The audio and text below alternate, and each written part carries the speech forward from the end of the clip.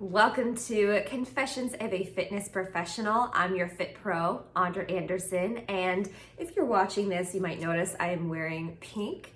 I'm recording this on October 3rd, which is unofficially, but let's be real, officially in the millennial world, known as Mean Girls Day, and it was wear pink today. So there we go. I'm wearing pink and living out my true millennial self. I have to say, it is one of the strangest things, and now I think I understand our parents or my parents' generation, because my parents would talk about this. When a younger generation, quote, discovers something, they all think that they discovered Mean Girls. And I love to take those opportunities to school them a little bit. And I will say fun things like, I saw that movie in the theater before I had a cell phone. And they're freaked out. They are freaked out. They're like, no, there has never been a time without cell phones. Who goes to the movie theater? Although I think that's making a comeback this year. That's my hot take. Movies in the theater are making a big comeback. And it's so fun to talk with, what generation are they even?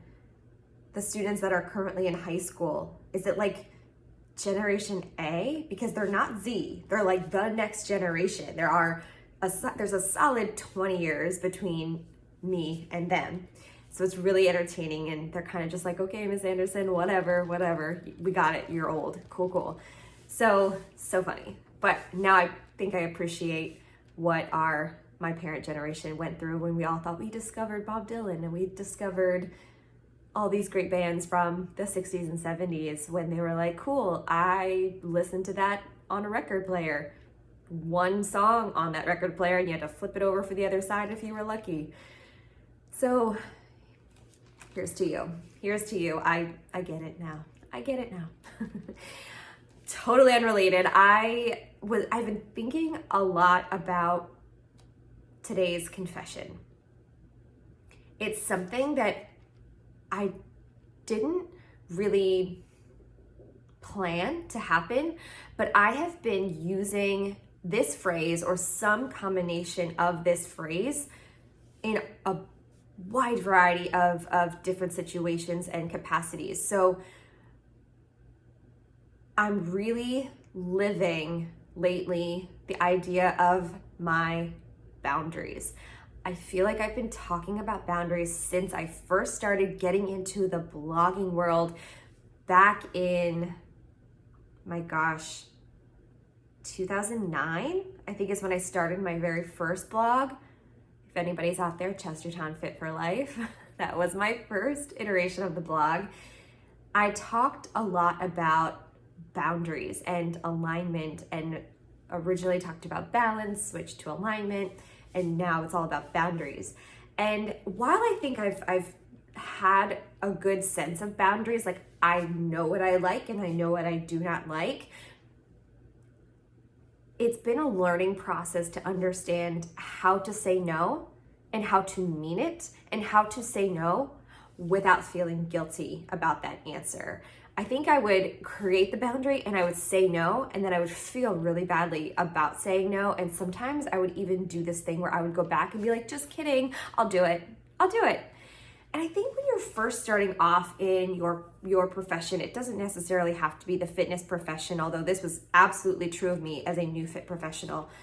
You want to just say yes to everything, even at the cost of your own sanity, even at the cost of your own financial, physical, emotional, mental boundaries and abilities. You want to be out there. You want to make a name for yourself. You want to make all the connections possible. Or in any other professional world, you want the opportunity to be promoted, to move up, to maximize your earning potential. And a lot of the time, depending on who you work for, like I've worked for mostly baby boomers my entire professional career, and what they value is hard work, the grind, showing up early, being the last one to leave. My first boss was like, if you aren't here like at least 2 hours past when we close, you're not dedicated enough. If you come exactly at 8:30 when work starts, you're not dedicated enough. And I felt that to my core, and I so desperately wanted to elevate. I so desperately wanted to get promoted, be recognized, make more money. And I worked really, really hard to the point of my own sanity. Like I had no other life outside of work until I found fitness, which saved me, saved me in so many ways. But it was like, if you weren't doing those things, it wasn't worthy of you weren't worthy of being recognized or promoted. And so I did all the things I thought I was supposed to do. And I think I'm still kind of paying for all of that hard work, all of that hard work. And I think about the paycheck that I used to get for all of that hard work, and it absolutely did not equate to the amount of work that I was doing. Absolutely did not. But anyway, the phrase that I've been using, or a various iteration of this phrase, is something along the lines of, I will look at this when I have the mental capacity to do so. I will respond to this when I have the mental capacity to do so. Thank you so much for reaching out. When I have the mental capacity to fully immerse myself in this and give a beautiful response, I will do so. We are in this time of expecting instant responses. And I know I have opened the floodgate to this because I do give my cell phone number out to everyone. I do. I allow people to access me at all times. And I think that's good when you're trying to establish yourself or kind of build a reputation as like, you can contact me and I mean it. You can ask me questions and I mean it. And finding success in the work that I do with high school students, they're on a totally different timeline and schedule than I am. I mean, I am at school with them all day, but they don't really start focusing, a lot of them, until like 9 o'clock at night. And that's when my brain has wound down for the night. Like I am done. I am done. I try to answer their questions as best as I can later at night, but if it's something that requires thought, I'll get to it the next morning. And I used to feel guilty about it because I was thinking like, oh, they're really trying to work on something. I need to provide them a fast feedback as much as I can. And I will do so. I don't have like a hard and fast rule. It's not like nothing after 9 p.m. because some days like it's a simple question. I can answer it. I allow myself to be the gauge for that. And I don't stick to like, no, I'm not doing this after this time. Because then if I do have the ability to answer it, it will eat me up all night and I be thinking about it until the morning. So I allow myself to create the boundaries, and I allow those boundaries to be flexible as it works for me. But I want people to understand the mental capacity of the work and the profession that I do. And I know you have the same needs. And I feel like people respect that line, and it's genuine. Sometimes I just don't have the mental capacity to answer somebody's request. And I'll kind of categorize it in order. I've sort of determined who gets my attention first. And if it's something that is not fulfilling my own goals, if it's not something that's fulfilling the goals of the work that I'm supposed to do, like if it's kind of outside those lines, yep, it gets pushed. It gets pushed until I have the mental capacity to respond to it. And I will get back to it. I will get back to it, but it might not be immediate. And here's what I found. Some people really respect that. Like I had a teacher come into my room asking a question, a request for a friend of somebody who was in a position, wanted to look at a different industry track. And I know I have bulleted list, I have an itemized list of all the things that person could do. But I looked at him and I said, I will absolutely get you that information when I have the mental capacity to do so. And he kind of looked at me and he was like, right on, right on. And I was like, that's right. People will respect your boundaries. And if they don't, they're not the people that you want to be around. And that could be your boss. That could be colleagues. That could be the company that you work for.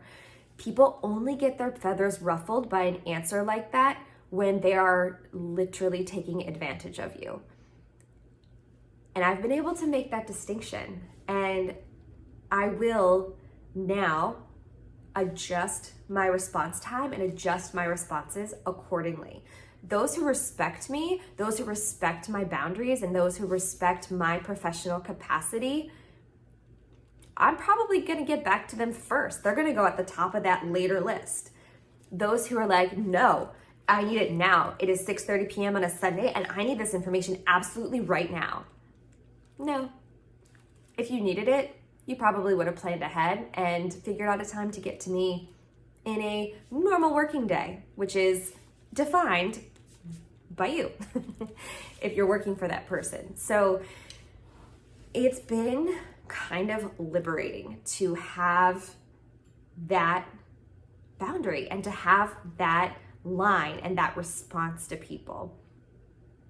I am learning, and maybe you are too, that not everything requires a response from you.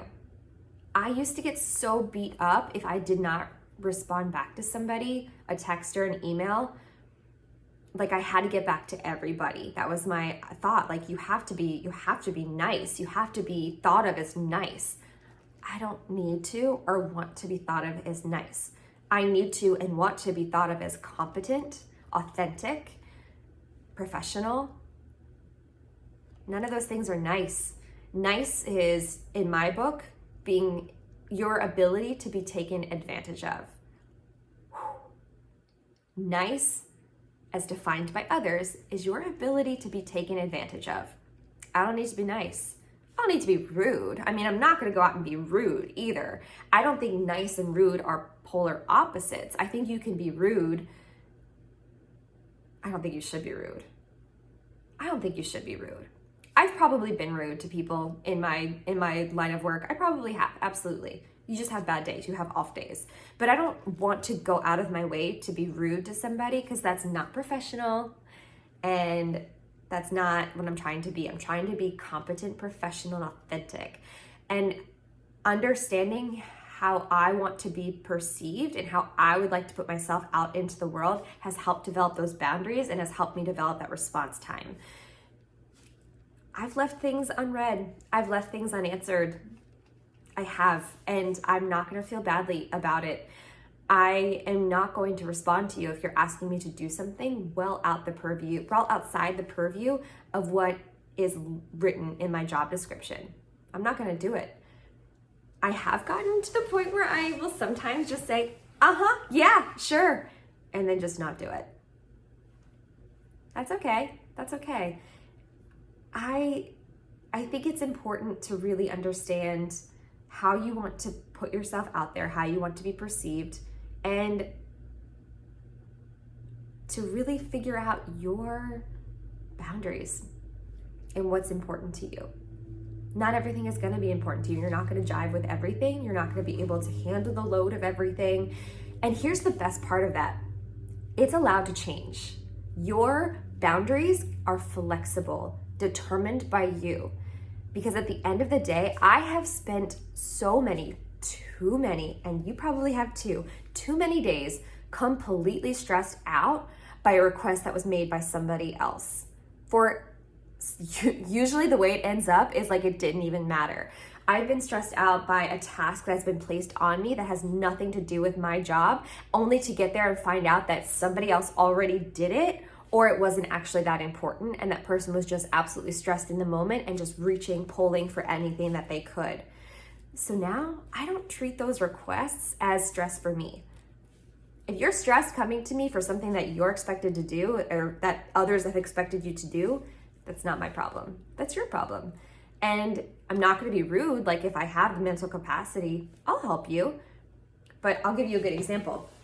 There was this semi-professional, we're not going to call them professional because this was not a very professional person, who was also offering services at the same place that I was to students.